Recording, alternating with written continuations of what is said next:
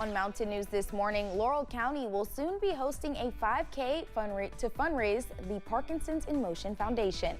And soon businesses will be able to apply for medical cannabis licenses as the Commonwealth joins a growing industry. Dedicated to Eastern and Southern Kentucky, this is WYMT Mountain News this morning. Good morning. I'm Madison Carmouche. We are coming up on 5 a.m. on this Friday. Let's check in with meteorologist Tim Drawbridge for a look at your forecast this morning. Good morning, Madison, and good morning, everyone. 64 outside our door here at WYMT. You got to keep a close eye on the radar the next few hours. First temperatures. Yeah, it's running warm again this morning. We're at 64 here in Hazard as well as Jackson. 59. Good morning to you in Harlan. And it's 63 up your way at Moorhead. Here is the pinpoint Doppler radar. We go in just west of Hazard into Breathitt County as well. Along and north of the Hal Rogers Parkway here, the action continues to track on in from the west. And speaking of the west, been watching this come out of the I-65 corridor, tracking closer to I-75 and getting into some of our western counties as we make our way through this 5 o'clock hour. So we'll deal with this complex of shower and thunderstorm action over the next 2 to 3 hours as it continues to track to the south and east. Then for the rest of the day, breaks of sunshine, scattered showers, maybe a thunder shower, and a forecast high later today in Hazard up to 70. More about the weekend forecast. Things looking a little bit brighter. We'll explain as we head through this hour. Madison? All right, Tim, thank you. Saturday, April 27th, the Parkinson's in Motion organization will be hosting its 5K walk or run event at Laurel County's Farmers Market in London. The event is designed to help further new treatment and programs for the Parkinson's in Motion Foundation. Parkinson's in Motion Director Jane Rice Williams says the event helps them cover expenses, but its ultimate goal is to have a screening program.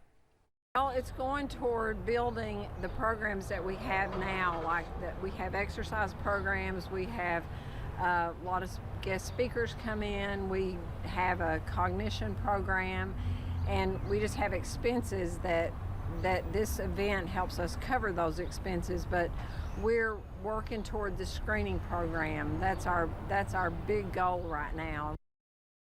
For more information about this, you can visit the organization's Facebook page. The medical cannabis business is growing quickly across the country, and a recent bill signed by Governor Beshear creates a structure for Kentuckians looking to participate and utilize in the industry. Jessica Umbro was in Frankfort yesterday and has the details. Next up, we have an update on our medical cannabis program. House Bill 829 addresses concerns raised by last year's Senate Bill 47, which made the start date for Kentucky's medical cannabis business January 1st of 2025. Under the prior plan, businesses would have started functioning on the same day that qualifying patients could access medical cannabis. But now qualifying businesses can start that process 6 months earlier. We believe that anybody who is interested in being a part of this exciting new industry should have the opportunity to do so as long as they can do it safely and meet the necessary criteria. Governor Beshear says businesses can start applying on July 1st, with the application requiring information such as business history, ownership information, and financial information. The first round of licensing will be conducted in a lottery system. It creates a more fair process, not one where people bid against each other, and only then the big companies can be a part of it, but one that provides at least a chance for everyone who can meet the criteria. Governor Beshear said that this current legislation can be built on in the future as the medical cannabis industry continues to evolve. But some see House Bill 829 as not going far enough. Having that timeline moved up is great. I think that's a fantastic way to get things going, get the licensing process getting going. But Matthew Bratcher, executive director of Kentucky Normal, says the bill is a mixed bag. Among the more problematic provisions, it subjects patients to criminal background checks prior to entering the cannabis registry. For now, Governor Beshear says the focus is on prioritizing safety in the budding medical cannabis industry. We need the time to make sure that we are in every step of the enforcement in this process to make sure that it is safe. In Frankfort, Jessica Umbro, WKYT. The first day of the Hillbilly Days Festival was yesterday, packed the streets of downtown Pikeville with more vendors and attractions than ever before. The 47th festival brought folks from all around to enjoy a day of food, fun, and festival favorites. Organizers at the Southeast Kentucky Chamber of Commerce and the city of Pikeville say a lot of work goes into preparing for the event, but the mission of helping kids is well worth it. And that mission of raising money for Shriners Hospital for Children is something the Shriners say the community takes seriously. That means that anybody, no matter who they are, whether they're executive or a hillbilly, the lower class, hillbilly involves everybody. And we feel like that everybody's comfortable with that, and they like to get together and fellowship and enjoy raising money for the Shriners Hospital. The fun continues today and Saturday. If you go to Pikeville, don't forget to stop by our booth and pick up a WYMT Hillbilly Days button and take a picture at the Appalachian Wireless Selfie Stop.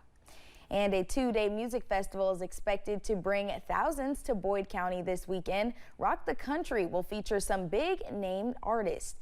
Boyd County Tourism is expecting a crowd of 30,000 people each day. The event kicks off today, but folks who plan to camp need to have their RVs and campers parked by yesterday. The promoter of the event says safety remains the forefront.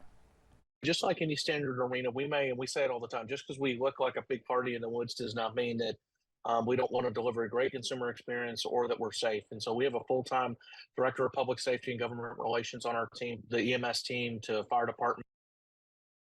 As we mentioned, there are some big names taking stage. Today, we will see Travis Tritt, Miranda Lambert, and Jason Aldean. And on Saturday, Nelly, Brantley Gilbert, and Kid Rock, who says he can't wait for a fun-filled weekend. When you can find people that, are working so hard for these places, especially as Kentucky, which we're talking about now, is when we can work with them to come together to create, I would call it freedom at its finest, to create an environment for people to come, let loose, have a good time, but also work together so we can have a good, safe time. Again, the festival runs through Saturday in Boyd County. You should be prepared for traffic congestion in the area. Thanks for getting your day started with us here on Mountain News this morning. When we return, we'll take a look at how you can save on summer camps as the costs rise with the heat. And the pinpoint Doppler radar early this morning, active as we make our way back towards central Kentucky. Some of this action getting into our western counties. We'll let you know if this is going to be the pattern for the rest of the day, and it will affect Hillbilly Days. Your first alert 7-day forecast is coming up on this Friday morning right after this break.